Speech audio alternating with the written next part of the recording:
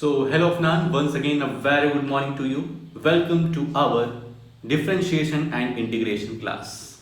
तो शुरू के दो पार्ट में हम लोगों ने डिफरेंशिएशन अच्छी तरीके से देख लिया है, सारे रूल्स के कई सारे सवाल लगा करके उनको अच्छे से समझ लिया है। आज अपनी क्लास होगी इंटीग्रेशन पर बेस्ड।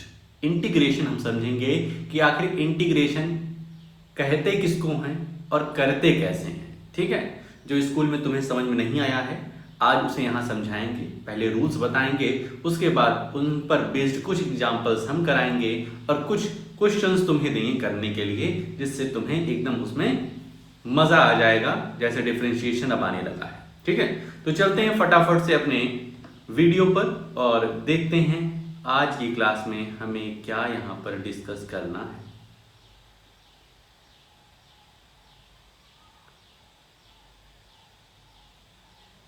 पीपीटी कहाँ गई है रे? इंटीग्रेशन। ठीक है, तो इंटीग्रेशन जो होता है ये हमें हेल्प करता है। Integration help us to add infinite number of terms. देखो हम फाइनाइट टर्म्स को तो ऐड कर सकते हैं। फाइनाइट, जैसे तुमसे कहा जाए 2 + 4 + 6 + 8 + 3, इनको सबको ऐड कर डालो तो कर डालोगे। लेकिन कुछ ऐसा कह दिया जाए जिसे तुम इस तरीके से ऐड ना कर पाओ, इनफाइनाइट नंबर ऑफ टर्म्स रहें, तब हमें वहां इंटीग्रेशन की हेल्प लेनी पड़ती है। जैसे कह दिया जाए कि ये एक लाइन है AB, ये एक क्या है? लाइन सेगमेंट है AB, जिसकी टोटल लेंथ है x और यहां से यहां तक का पार्ट है dx,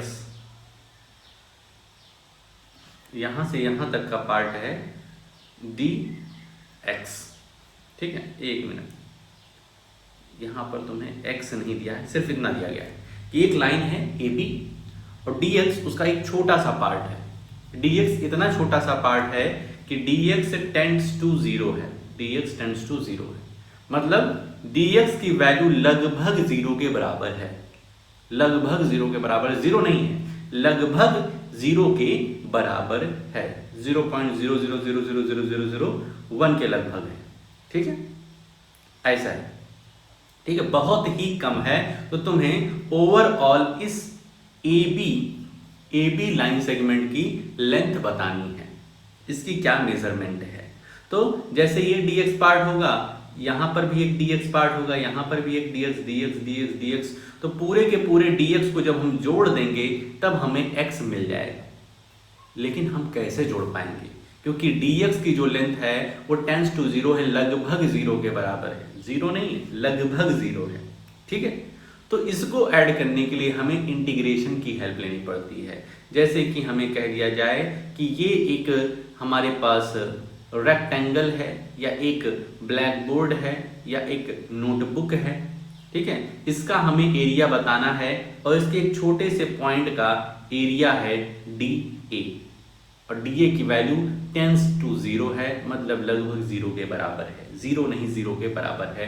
तो इस ओवरऑल पीस का क्या एरिया होगा?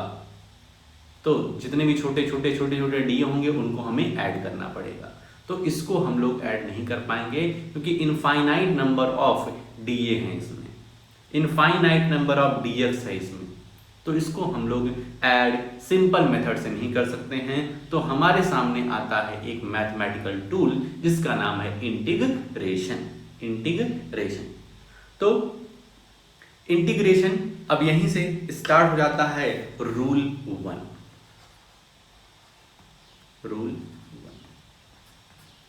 रूल 1 की बात करें, इंटीग्रेशन, ये इंटीग्रेशन का साइन है, एक एकदम चपटा हुआ S, एकदम S को एकदम चपटा दो, एकदम क्या करते हो, उससे गुणा दो, तो वो इंटीग्रेशन का साइन होता है। इंटीग्रेशन ऑफ dx, मतलब dx को dx का इंटीग्रेशन हो रहा है, dx का जुड़ाव हो रहा है, जितने भी dx है सबको हम ऐड कर रहे हैं, तो इंटीग्रेशन ऑफ dx का आंसर होता है x। समझ गए? सिंपल सा रूल है। इसी तरीके से इंटीग्रेशन ऑफ dA की बात करें तो इंटीग्रेशन ऑफ dA क्या हो जाएगा? a हो जाएगा। इंटीग्रेशन ऑफ dm m हो जाएगा। इंटीग्रेशन ऑफ dn n हो जाएगा। समझ गए? पहला रूल क्लियर। रूल 1 ये है कि इंटीग्रेशन ऑफ dx रहेगा तो वो x हो जाएगा, इंटीग्रेशन ऑफ dA है तो वो a हो जाएगा। ये रहा rule number 1। Rule number 2, integration of x to the power n with respect to dx with respect to x। ठीक है, इंटीग्रेशन ऑफ xn। तो तुम देखोगे डिफरेंशिएशन में हम लोग ये देखे थे कि differentiation of xn with respect to x का हो जाता था कि पावर आगे आ जाती थी और फिर x लिखते थे और उसके बाद पावर में से एक सबट्रैक्ट कर देते थे। ये तो डिफरेंशिएशन की कहानी थी। कुछ उसी तरीके से है, लेकिन यहाँ पर वैसा नहीं होगा। यहाँ पर क्या होगा? इक्वल्स टू का साइन लगाएंगे, xn का हमें इंटीग्रेशन करना है, x to the power n का इंटीग्रेशन करना है, तो हम क्या लिखेंगे? x पावर में एक ऐड हो जाएगा n+1 अपॉन में n+1, जो भी पावर रहेगी उसमें 1 ऐड हो जाएगा और उसी पावर +1 को हम डिनोमिनेटर में लिख देंगे। इतना सिंपल सा है। x की पावर n+1 हो जाएगा अपॉन n+1। क्लियर है? कुछ सवाल देखा जाए इसके। एग्जाम्पल 1 हम लोग लेते हैं। ले लें integration of x to the power 3 dx।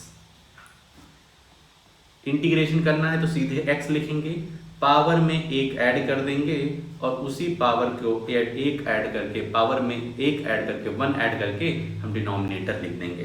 तो ये हो जाएगा अपना x टू द पावर, यहाँ पर 3+1 लिख देते हैं एक बार। ठीक है, x to the power 4 upon 4, ये अपना आंसर हो जाएगा। Integration of x to the power,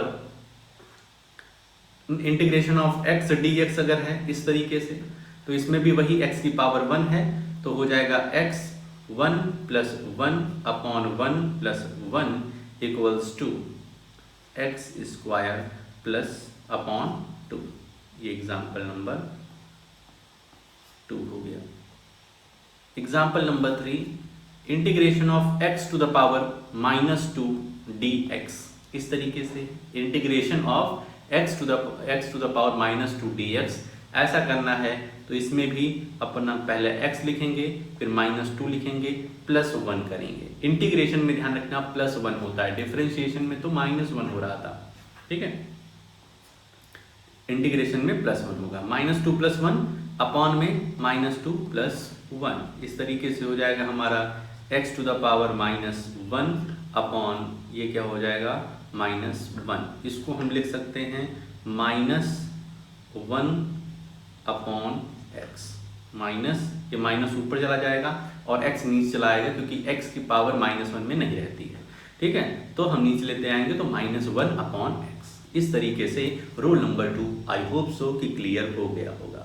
x to the power n रहेगा तो उसका इंटीग्रेशन होगा x, पावर में एक ऐड कर देंगे और नीचे हम अपॉन में पावर में एक ऐड करके डिनोमिनेटर बना देंगे। रूल नंबर 3 पे आते हैं।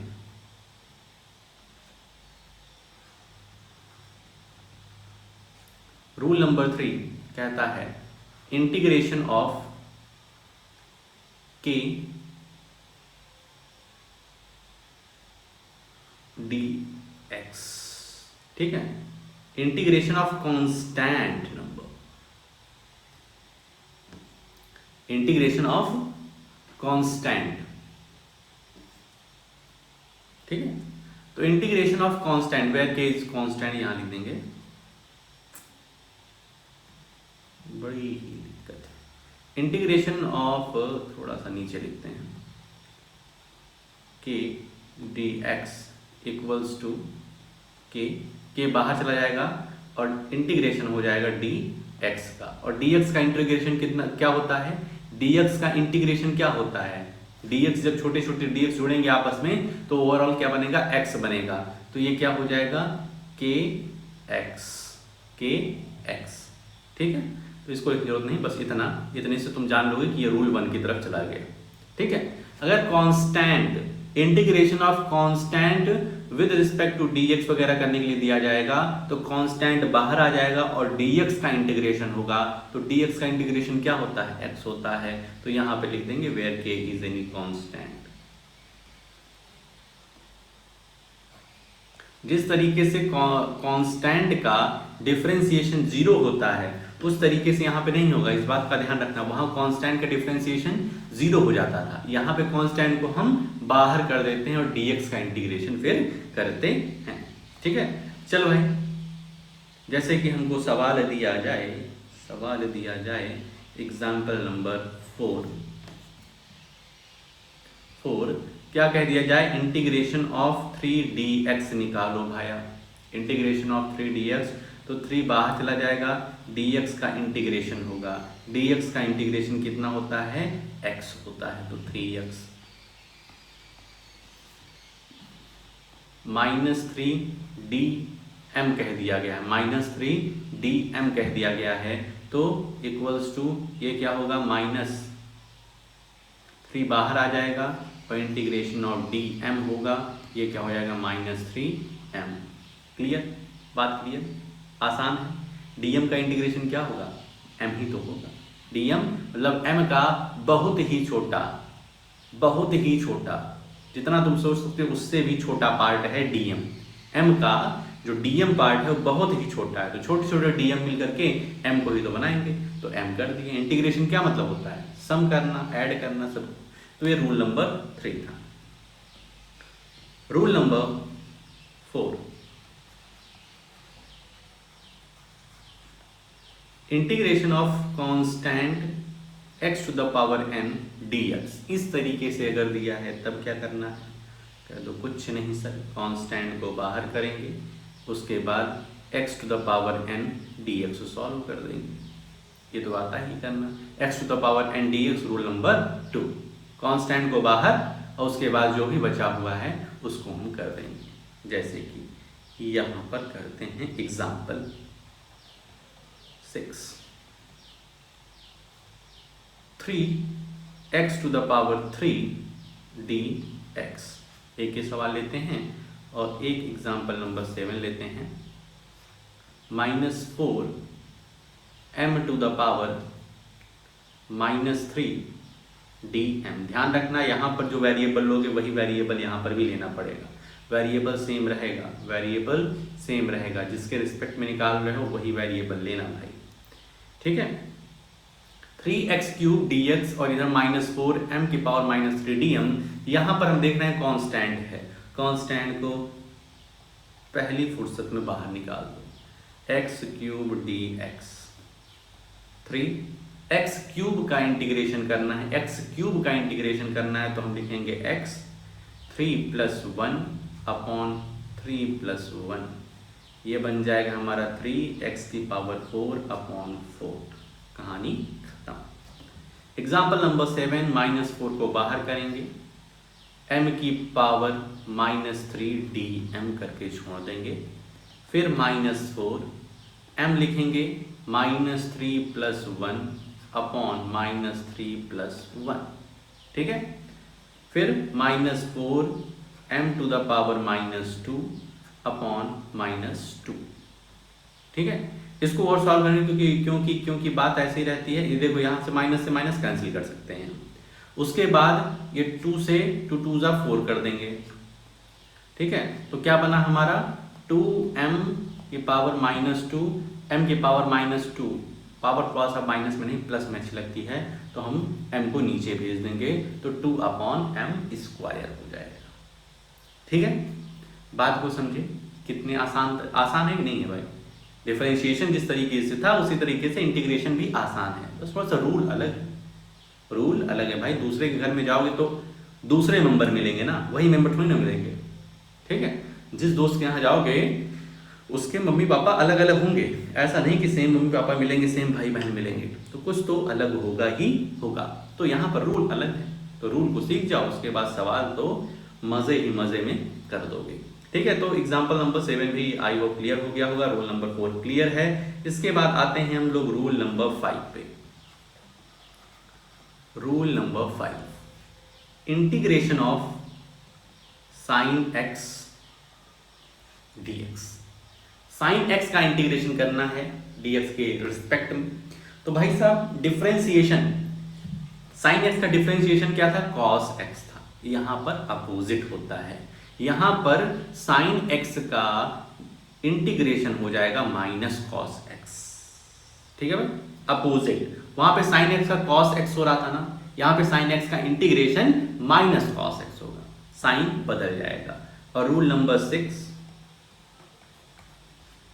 Integration of cos x with respect to dx equals to sin x। ठीक है, वहां पे cos x का डिफरेंशिएशन क्या हो रहा था, माइनस साइन। यहां पर क्या है, cos x का इंटीग्रेशन साइन होगा, साइन x होगा। समझ में आया?